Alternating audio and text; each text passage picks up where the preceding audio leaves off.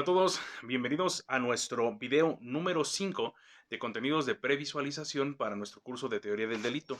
Toca el turno esta ocasión hablar acerca de los aspectos introductorios de la antijuridicidad. Pues bien, consideramos que lo principal para comenzar este tema sería definir el concepto de antijuridicidad. Enrique Bacigalupo, por ejemplo, señala que la antijuridicidad es la realización de un acto típico sin justificación, en el que no haya una causa de justificación. Hans Henrik Jeschek nos explica que es lo contrario a derecho.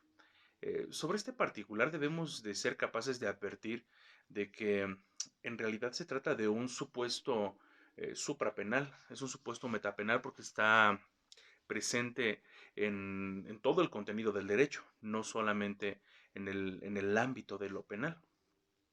Cuando hablamos del derecho y para hablar acerca de lo antijurídico, es muy importante que podamos entender, que podamos comprender cómo está diseñado el derecho, cómo es que lo formamos históricamente como un subproducto humano, un subproducto cultural y político al servicio del ser humano, ¿no? Y luego, a raíz de comprender este contexto, advertir la idea de lo antijurídico quizás sea un poco más sencillo.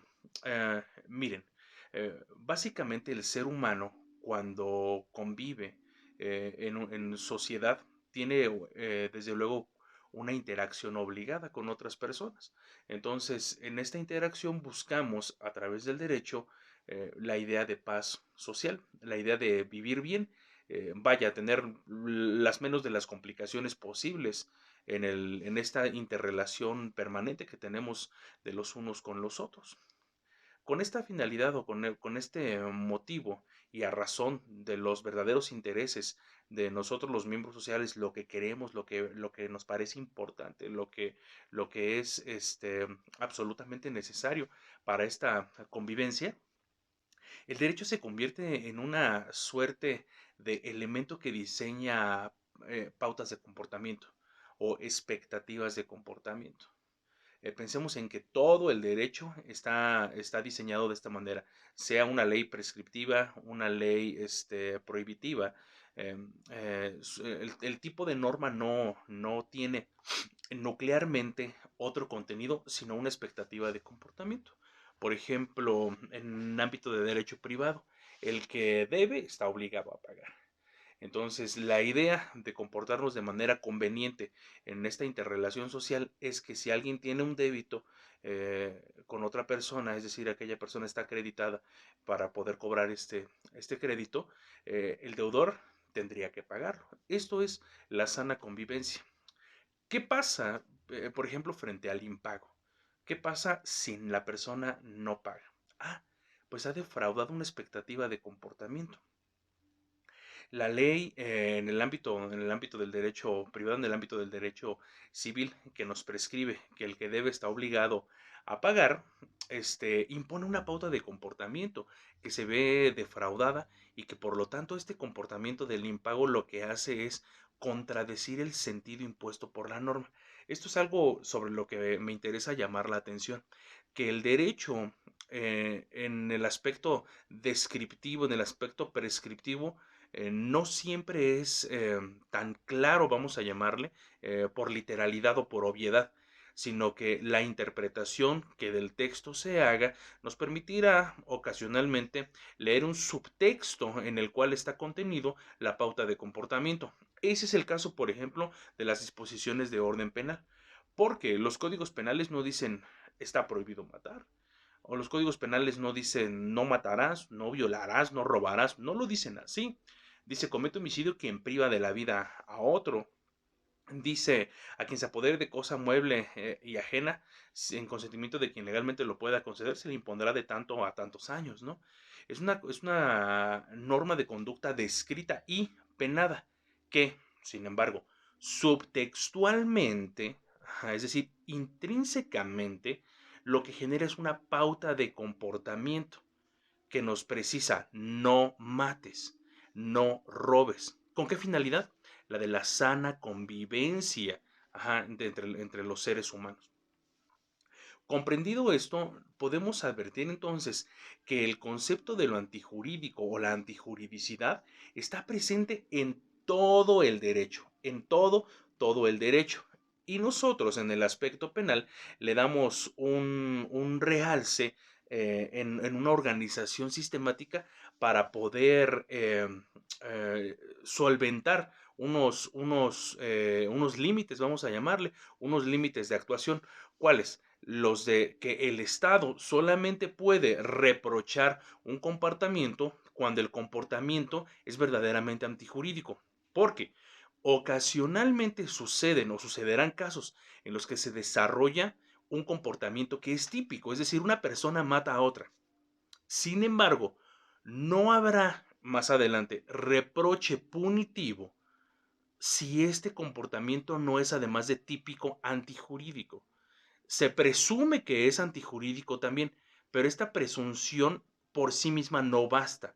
Debe de ser confirmada y por esto hay una organización, un orden sistemático para poder comprobar estos supuestos, estas hipótesis y entonces proceder. Aquí queremos retomar algo que vimos ya en alguno de nuestros contenidos previos acerca de las funciones del tipo penal. Cuando hablamos acerca de la función indiciaria, dijimos que constituye al tipo básicamente en una presunción legal de que lo típico es antijurídico. Pues bien, esta organización, este estudio progresivo de orden sistemático, lo que nos hace o lo que tiene por efecto es organizar la forma de estudio. Vean esto. En los aspectos típicos, es decir, cuando estudiamos al tipo penal, cuando estudiamos la tipicidad en sus dos grandes rubros, del tipo objetivo y del tipo subjetivo, lo hacemos en sentido positivo. Es decir, necesitamos verificar que algo sucede, que hay un comportamiento, que este comportamiento es, por ejemplo, de una acción, que esta acción tuvo un resultado, que el resultado se vincula de manera efectiva con el comportamiento, que recayó o tuvo incidencia en un bien jurídico, que el bien jurídico era de titularidad de un sujeto y vaya, otros tantos más. Pero cuando llegamos al aspecto de antijuridicidad o cuando llegamos a la etapa sistemática de la antijuridicidad, no buscamos la verificación de un elemento en sentido positivo, es decir, no buscamos acreditar en sentido positivo a la antijuridicidad. ¿Por qué? Porque la antijuridicidad, dada la función indiciaria que presume que lo que es típico es además antijurídico, es decir, por la construcción misma del tipo penal, en el diseño del derecho penal, esperaríamos que aquel comportamiento que ha actualizado un tipo penal sea antijurídico. Por este motivo no necesitaríamos acreditar la antijuridicidad en sentido positivo, sino que necesitamos confirmar que no está desvirtuada por la actualización de una causa de justificación. Y este es el motivo por el cual cuando llegamos a esta etapa sistemática, lo que se hace es un estudio de elementos negativos, porque lo que tenemos que hacer es ahora verificar que no existe legítima defensa, que no existe estado de necesidad, que no existe, vaya, alguna de las otras causas de justificación. ¿Se dan cuenta?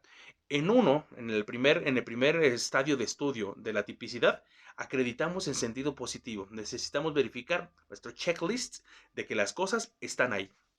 Cuando llegamos a antijuridicidad, por conducto de la función induciaria, presumimos esta formalidad de que lo típico es antijurídico y confirmamos que lo es por la ausencia de causas de justificación.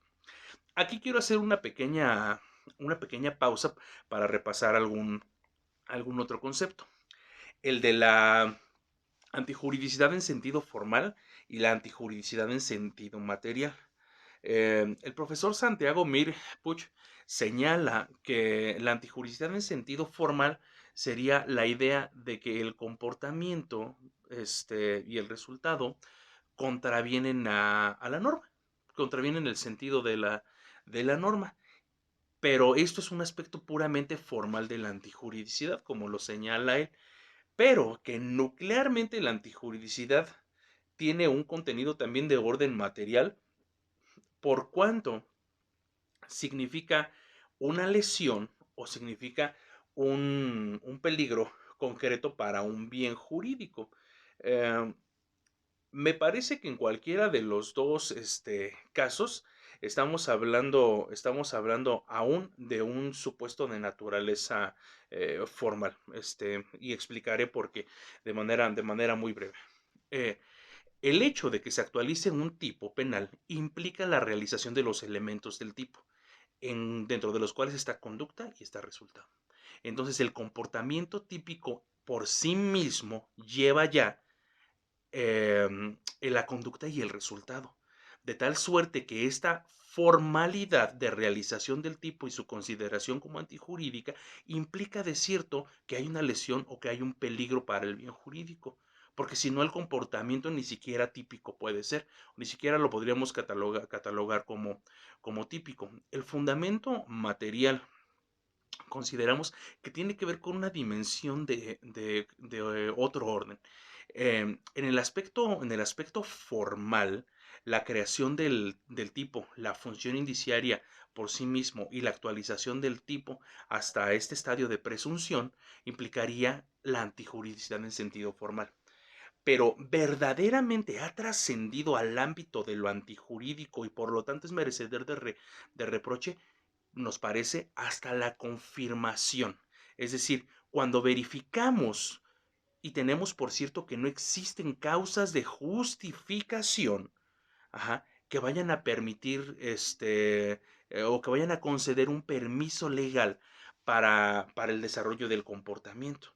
Entonces, si nos damos cuenta, no podríamos o no podemos hablar de la antijuridicidad material, sino hasta casos concretos. Es decir, la antijuridicidad formal está desde el ámbito incluso de lo hipotético en la descripción típica. Pero la antijuridicidad material solamente sucede cuando hay un caso de actualización. Y solo hasta el momento en el que confirmamos en que no existen las causas de justificación y permite entonces que el reproche punitivo continúe con su proceso sistemático de análisis para el final reproche del evento delictivo, solo hasta ese momento daríamos por cierto que se actualiza nuclearmente el aspecto material de la antijuridicidad. Este, con este motivo, abriremos en el foro un pequeño debate, quizá, en el que, partiendo de la idea del profesor Santiago Mirpuch, insistiremos en algunas condiciones específicas para poder verificar cuándo pasa o cuándo no pasa estos supuestos.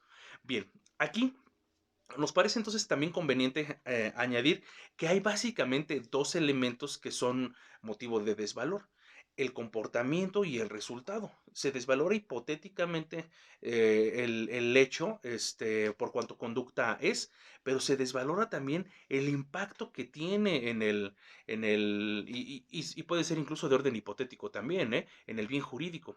Porque de manera previa, cuando hemos señalado la existencia de un tipo penal en la legislación, no hace falta que se actualice para que lo consideremos, perdón, formalmente antijurídico, porque sabemos y le hemos concedido un aspecto disvalorativo de la conducta y del resultado. Ajá.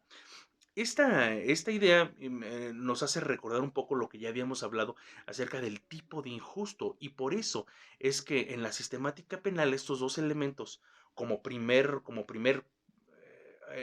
quizá otro gran elemento mayor, el injusto penal, los estudiamos bajo esta lógica, ¿no?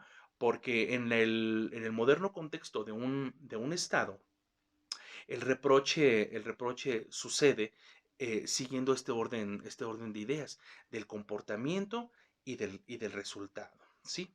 Bueno, entonces, para finalizar y para cerrar esos aspectos introductorios de la antijuridicidad, recordemos algunas cosas. Primero, que lo antijurídico tiene que ver entonces con una noción de derecho que la sociedad tendría, ajá, o que la sociedad debería de tener, básicamente por comprender el derecho como una práctica social, vivirla día a día como expectativas de comportamiento y que entonces aquello que no se ajusta a esta situación tendría que ser lo injusto.